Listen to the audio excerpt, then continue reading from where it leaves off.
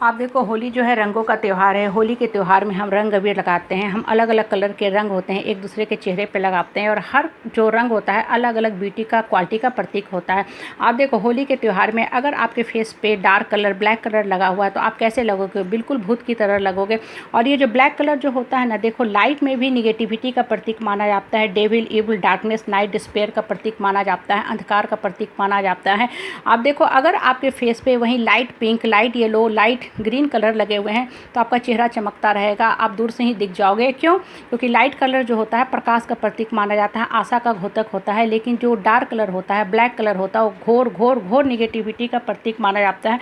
आप देखो, हम जिस समाज में, परिवार में, परिवेश में रहते हैं, बहुत से लोग आपको मिलेंगे जो बिल्कुल ही इस डार्क कलर की तरह होंगे, डार्क ब्लैक कलर की तरह होंगे। इनकी जो ऑरा निकलेगी वो भी फुल ऑफ निगेटिविटी होगी, बिल्कुल डार्क कलर की तरह होगी। ऐसे लोग को कभी भी मोटिवेटिंग बात अच्छी नहीं लगेगी। जब भी बोलेंगे निगेटिव बात करेंगे और एक दुष्प्रेरक की तरह काम करेंगे। खुद भी नहीं उठेंगे, ना आपको उठने देंगे।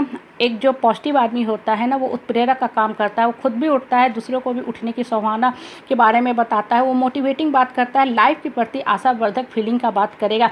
लेकिन जो डार्क कलर के लोग होते हैं ना, जो ब्लैक होते हैं, जिनके अंदर निगेटिविटी जो होती है कूट कूट के भरी होती है, उनकी ऑरा भी जो होती है बिल्कुल निगेटिव होती है।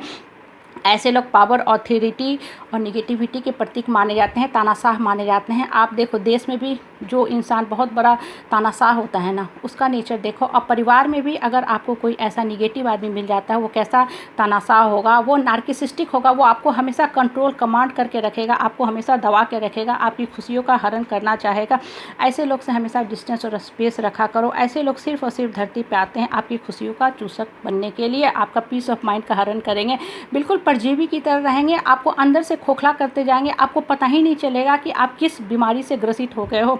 आप देखो, आप बीमार पड़ते हो, उसके लिए दवा है, डॉक्टर है, इंजेक्शन है, सो मेनी रिमेडी है। लेकिन ये जो डार्क कलर के लोग होते हैं, बीमार प्रवृत्ति के लोग होते हैं, जिनकी ऑरा भी निगेटिव होती है, इनसे बचने का सिर्फ और सिर्फ एक ही उपाय है, इनसे डिस्टेंस और स्पेस रखा करो। नहीं तो इनकी जो निगेटिविटी की भंवर होती है ना, इतना तेज हार्श होती है कि आपके दिमाग में जकड़ और पकड़ जाएगी। उसके बाद आपके अंदर भी कोई अच्छी बातें नहीं समाएगी।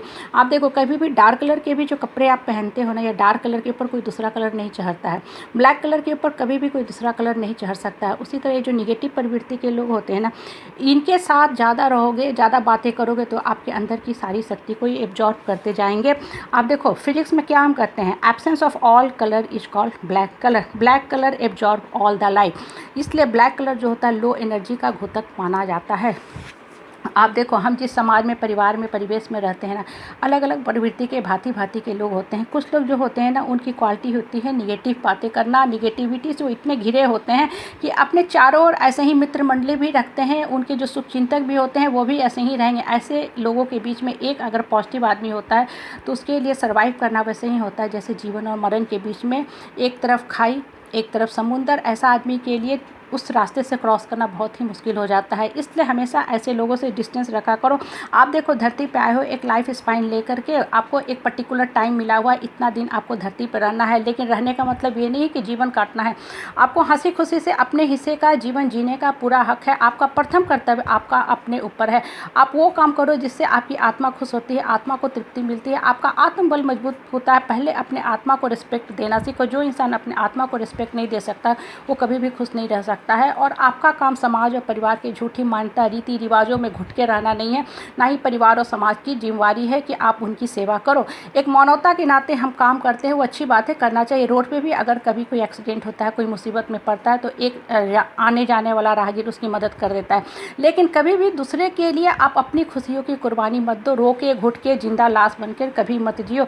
अपनी खुशी खुद तलाशो। आप वो काम करो जिसमें आपकी आत्मा तृप्त होती है, जिसमें आपका मन खुश होता है, आपका मनोबल बढ़ता है। आप अपने आपको, अपनी आत्मा को ऊंचाई की तरफ लेके जाओ। ये जो समाज के so call close circuit of relationship होते हैं, फैमिली मेंबर हमें मिले होते हैं, जिनके साथ हम बंध के हमें जीना पड़ता है, जीना नहीं, कभी कभी घुट के भी रहना पड़ता है, ये सिर्फ और सिर्फ आपकी खुशियों का हरण करते जाते हैं। इसलिए ऐसे लोगों से एक स्पेस रखते जाओ। इन लोगों से जितना आप दूरी रखोगे, आप उतना ज़्यादा ऊपर वाला के नज़दीक अपने आप को पाओगे। ये लोग सिर्फ और सिर्फ आपसे एक खुशियों की आपकी कुर्बानी लेते जाएंगे, आपका सेवा करोगे, आपका सिर्फ शोषण करेंगे। और एक चीज़ हमेशा ध्यान रखो कि फॉरगिवनेस और सॉरी से आपकी खुशियों का रिप्लेसमेंट नहीं हो सकता। जो लोगों ने आपकी खुशी का हरण किया है, ऐसे लोग कभी भी माफ़ी के नाम के लायक ही नहीं होते हैं। इसलिए ऐसे लोगों